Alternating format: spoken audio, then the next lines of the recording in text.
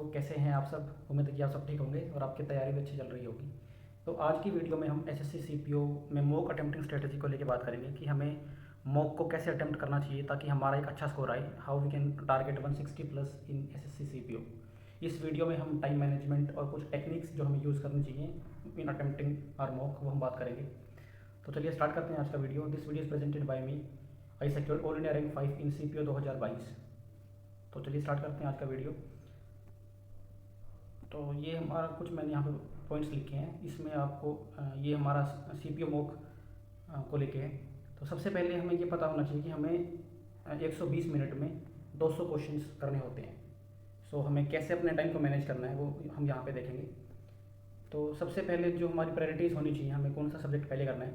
तो सबसे पहले what I used to do is, सबसे पहले मैं इंग्लिश को करता था। तो इंग्लिश में आपको 15 मिनट में आपको 42 से 45 क्वेश्चंस, ये हमारा मतलब ये आपको मिनिमम करने हैं इतने। और इसमें आपके जो नेट करेक्ट होने चाहिए वो आपके लगभग 40 होने चाहिए। मैंने अपने एग्ज़ाम में अटैम्प्ट 50 किए थे एंड मेरा रो स्कोर 44 था।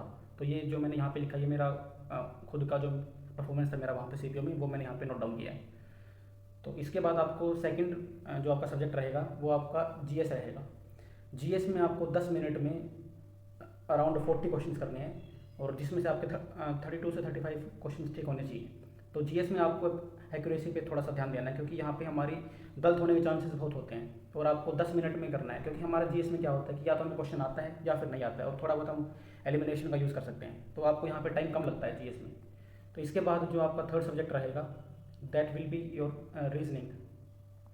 रीजनिंग में आपको अबाउट 40 मिनट्स का टाइम लेना है। इसमें आपको 40 मिनट्स में लगभग 45 क्वेश्चंस करने हैं। मैंने भी अपने एग्जाम में मेरे से 45 हो पाए थे और जिसमें से आपकी एक्यूरेसी यहाँ पे आपकी ज़्यादा होनी चाहिए क्योंकि मैथ और रीजनिंग में आपके मतलब गलत होने के चांसेस बहुत कम होते हैं। तो यहाँ पे आपको एक्यूरेसी मेंटेन करनी है। आपके 45 में से 43 लगभग ठीक होने चाहिए। माई स्कोर इन रीजनिंग वॉज 42। ये मेरा मतलब लगभग मेरा 42 था, मुझे अभी एग्जैक्ट याद नहीं है लेकिन लगभग इसी रेंज में था मेरा स्कोर। देन मैथ में आपको 45 मिनट्स में लगभग 45 क्वेश्चन करने होते हैं क्योंकि रीजनिंग और मैथ में हमारे 4-5 क्वेश्चन थोड़े से डिफिकल्ट आते हैं जो टाइम कंज्यूमिंग होते हैं। और ये आपकी मतलब यदि आपको 45 प्लस स्कोर करना है तो आपकी प्रिपरेशन अच्छी होनी चाहिए। तो मेरा लगभग 47 स्कोर था, अराउंड 47 स्कोर। तो यदि हम इसको देखें तो आपको लगभग 110 मिनट में 170 लगभग आपको टारगेट करना है, मतलब अटैम्प्ट करने हैं। ऐसे मैंने जो अटैम्प्ट किए वो मेरे 185 के लगभग थे और मेरा स्कोर लगभग 160 के आसपास था स्कोर मेरा, रो स्कोर। तो आपको ये था कि आपको इस तरह आपके टाइम और अटैम्प्ट को मैनेज करना है। और जो यहाँ पे आपको ये स्टार मार्क दिख रहा है, इसमें क्या है कि यहाँ पे आपको मार्क फॉर रिव्यू एक हमारा ऑप्शन होता है पेपर में, मार्क फॉर रिव्यू। तो वो आपको यहाँ पे यूज़ करना है क्योंकि हमारे यहाँ पे एक्यूरेसी कम हो जाती है यहाँ पे हमारी। तो आपको मार्क फॉर रिव्यू करना था कि आप सेकंड राउंड में आके जो आपके यहाँ पे 110 मिनट आपकी हो चुकी हैं, तो जो आपके लास्ट के 10 मिनट हैं उसमें आके आप मार्क फॉर रिव्यू के एक बार देख सकें ताकि जो आपकी एक्यूरेसी डाउन होती है वो आपकी वहाँ पे आप उसको रेक्टिफाई कर सकें। तो ये था हमारा टाइम मैनेजमेंट कि हमें किस सब्जेक्ट पे कितना टाइम डिवोट करना है और हमें कितना अटैम्प्ट करने हैं लगभग। तो ये राउंड्स वाली जो मैंने यहाँ पे लिखा ये आपका रीजनिंग और मैथ में ज़्यादा वर्क करेगा। तो आपको मैथ और रीजनिंग में 3 राउंड में अपने पेपर को करना है। तो सबसे जो हमारा पहला राउंड होगा वो उस राउंड में आपको ईजी एंड लेस कैलकुलेटिव, ये आपको मतलब यहाँ पे आपकी स्पीड बुलेट ट्रेन की तरह होनी चाहिए। आपको मतलब कि 20-30 सेकंड में सवाल को सॉल्व करना है। तो आपको मतलब देखते ही जिसका सॉल्यूशन आपके माइंड में स्ट्राइक करे वो आपको फर्स्ट राउंड में अटेम्प्ट करना है। देन सेकंड राउंड में आपको ईजी है बट कैलकुलेटिव है, तो ये आपको सेकंड राउंड में करना है। यहाँ पे कैसे क्वेश्चंस होते हैं कि उनकी मतलब मेथड सिंपल है बट जो हमारा कैलकुलेटिव हो सकते हैं। जैसे कि हमारा डीआई के जो क्वेश्चंस होते हैं डीआई में थोड़ा सा कैलकुलेटिव होते हैं और आपको डीआई के क्वेश्चंस एक साथ करने हैं क्योंकि डीआई में क्या होता है कि हमारी कुछ कॉमन कैलकुलेशंस होती हैं तो वो आपको बार बार कैलकुलेशन ना करनी पड़े, इसलिए आप डीआई के सारे क्वेश्चंस को मार्क करके सेकंड राउंड में एक साथ करें तो ये आपके टाइम को सेव करेगा। देन सिंप्लीफिकेशन में हमारा जो फर्स्ट राउंड होता है उसमें हमारी स्पीड ज़्यादा होती है तो देर आर चांसेस कि हम उसमें जल्दबाजी में कुछ गलती कर सकते हैं। इसलिए आपको सिंप्लीफिकेशन के सवाल सेकंड राउंड में कीजिए आप, क्योंकि वहाँ पे एक छोटी सी मिस्टेक भी आपको भारी पड़ सकती है। इसलिए आप थोड़ा सा काम माइंड से उनको सिंप्लीफिकेशन के सवालों को करें। देन यहाँ पे हमारी speed as it is return की हमारी एक्सप्रेस वाली स्पीड से हमें यहाँ पे चलना है क्योंकि यहाँ पे कैलकुलेशन होती हैं तो आपको थोड़ी सी स्पीड को डाउन रखें ताकि आप कैलकुलेशन में मार ना खाएं। देन आपको थर्ड राउंड में कुछ न्यू क्वेश्चंस होते हैं, जो मैंने आपको पहले बताया कि यदि आपको 45 से ज़्यादा स्कोर करना है तो 4-5 क्वेश्चन हर पेपर में थोड़े से डिफिकल्ट होते हैं, तो उसकी तैयारी आपकी अच्छी होनी चाहिए। और यहाँ पे आपकी स्पीड थोड़ी सी कम हो जाती है, क्योंकि यहाँ पे हमें कुछ सोचना पड़ता है, हमें मतलब न्यू क्वेश्चंस में कुछ अलग से सोचना पड़ता है। तो ये था हमारा 3 राउंड जो हमें मैथ और रीजनिंग में करने होते हैं। रीजनिंग में हमारा सेम ही रहता है। रीजनिंग में आपके मतलब ये जो 4-5 क्वेश्चन होते हैं, यहाँ पे आपका टाइम लग सकता है, बट आपको ये क्वेश्चंस बिल्कुल लास्ट में करने हैं, otherwise you will waste your time, मतलब आपको वहाँ पे सोचना पड़ेगा, तो ये आप लास्ट के लिए बचा के रखें। Then English. इंग्लिश में आपको क्या ध्यान रखना है, इंग्लिश में आपको 2 राउंड में पेपर करना है। फर्स्ट राउंड में जो आपके वन लाइनर्स होते हैं like your vocab, your grammar, वो आपको फर्स्ट राउंड में करना है। देन सेकंड राउंड में आपके passage, comprehension, PQRS, cloze test, ये आपको सेकंड राउंड में करने हैं।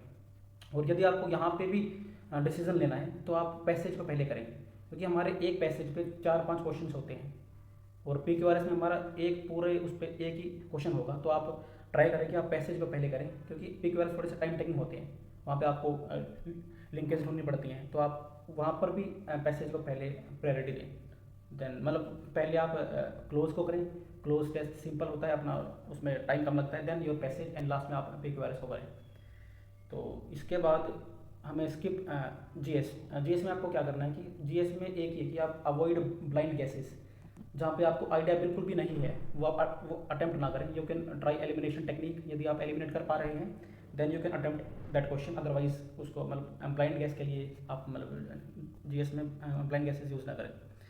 देन आपको स्किप करते टाइम क्या क्या ध्यान रखना है। जो आपके फर्स्ट राउंड है उसमें आपको लेंथी स्टेटमेंट्स, यदि आपका मैथ का क्वेश्चन थोड़ा सा मतलब 2-3 लाइन का है तो आप फर्स्ट राउंड में स्किप करें। देन कैलकुलेटिव, जैसे आप 12%, 18%, जैसे हमारे जो सिंपल फ्रैक्शंस होती हैं लाइक 12.5%, इस टाइप जो आपके फ्रैक्शन में कन्वर्ट हो सकते हैं वो आप अटेम्प्ट कर सकते हैं, अदरवाइज आप उसको सेकंड या फिर थर्ड राउंड में करें। Then DI, as I said कि DI में कॉमन कैलकुलेशंस होती हैं, और सिंप्लीफिकेशन में थोड़ा मतलब कि हमें थोड़ा सा ध्यान से सॉल्व करना पड़ता है, तो ये आप सेकंड राउंड में करें दोनों क्वेश्चंस, दोनों टाइप्स। इसके बाद यदि आपके पास लास्ट में 4-5 मिनट बचती हैं, उसमें आपको क्या करना है, तो जो मैंने आपको बोला था कि आपको जिस क्वेश्चन में हल्का सा भी डाउट है आप मतलब specially in English and GS वो आप मार्क फॉर रिव्यू करें। और यदि आपके पास लास्ट में 4-5 मिनट बचती हैं तो you can review those questions, वहाँ पे आप यदि, क्योंकि हमारा जो स्टेट ऑफ माइंड होता है वो डिफरेंट होता है। हमारे फर्स्ट राउंड में क्योंकि हमारी माइंड बहुत जल्दी मतलब बहुत फास्ट काम करता है, तो वहाँ पे हम देयर आर चांसेस कि हम कुछ भूल सकते हैं, और जब हमारा काम माइंड थोड़ा सा काम होगा तो हमें कुछ नई चीज़, नई मतलब टेक्निक कुछ हमें याद आ सकती है। तो your state of mind is very important. तो आप लास्ट के 4-5 मिनट में उन मार्क फॉर रिव्यू वाले क्वेश्चन को देख सकते हैं। और इस टाइप पे हमारे पास 2 कैटेगरी वाले मतलब एस्पिरेंट्स होंगे। पहली कैटेगरी जिसका स्कोर थोड़ा सा लो होगा लाइक 100-120 की रेंज में होगा, तो आपको इस टाइम पर जो आपके लास्ट के 60 डेज बचे हैं वहाँ पे आपको ओनली PYQs देने हैं, आपको 100% एफर्ट्स अपने PYQ पर लगाने हैं। और सेकंड कैटेगरी हमारी जो 140+, 150+ वाले हैं, वो they can do both. New olive board जो हमारा लाइव मॉक होता है, वहाँ पे आप मतलब स्टिल आपको 80% PYQ भी देने हैं, और 20% is your new मॉक्स like live मॉक्स और ये कुछ। और सबसे बड़ा जो डाउट है वो स्टिल बहुत एस्पिरेंट्स के मैसेज आ रहे हैं कि वेंडर वाला क्या रहेगा। तो भाई मैंने आपको लास्ट वीडियो में भी बोला था कि वेंडर से कुछ ज़्यादा फर्क नहीं पड़ेगा, क्योंकि वेंडर जो भी आएगा वो आपके PYQs को ही देखेगा पहले, जो आपके PYQs आज तक हुए हैं। तो आई विल सजेस्ट कि आप पहले TCS पे ज़्यादा फोकस करें, TCS बेस्ड क्वेश्चंस। और यदि कोई हमारा न्यू पैटर्न आता भी है तो वो सबके लिए न्यू होगा, so there is no need to worry. क्योंकि हमारे कंपटीशन में क्या होता है कि your percentile matters, not your percentage. यदि आपका 200 में से स्कोर 130 भी है, देखने में तो ये मतलब 65% है, बहुत डाउन स्कोर है, बट यदि पेपर ही डिफिकल्ट था तो योर परसेंटाइल कैन बी 90%। तो हमारे कंपटीशन में परसेंट से ज़्यादा योर परसेंटाइल मैटर्स, तो वो सबके लिए डिफिकल्ट होगा, तो there is nothing to worry. तो आप वेंडर वाले इशू को लेकर ज़्यादा मतलब पैनिक ना हो, और आप अपने PYQ पर ही ज़्यादा फोकस करें। अदर देन TCS आप क्या कर सकते हैं कि जो आपकी किरण की बुक आती है, किरण की बुक में 1997 से आई थिंक उसके बाद के सारे पेपर हैं, तो यदि आप इनको कर लेते हैं तो आपको जो वेंडर वाला इशू है कि वेंडर आने से क्या होगा, तो वो भी आपका ओवरकम हो जाएगा। क्योंकि 1997 के बाद के बहुत सारे पेपर्स हैं, तो यदि आप उनको अटेम्प्ट कर लेते हैं तो आई थिंक थोड़ा बहुत जो अलग होगा वो सबके लिए अलग होगा। तो मतलब स्टिल आई विल से कि आप TCS पर ही ज़्यादा फोकस करें, और TCS और किरण दैट विल सफाइस। तो ये था हमारा पूरा मॉक अटेम्प्टिंग स्ट्रेटजी, हमें क्या कुछ करना चाहिए।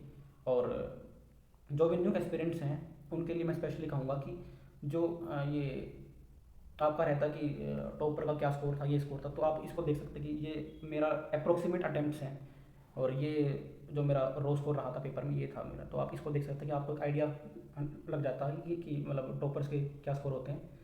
तो ये था हमारा आज का वीडियो का content. Hope you like the video. यदि आपको अच्छे लगे तो चैनल को सब्सक्राइब करें, शेयर करें और that's all for the day. Have a nice day.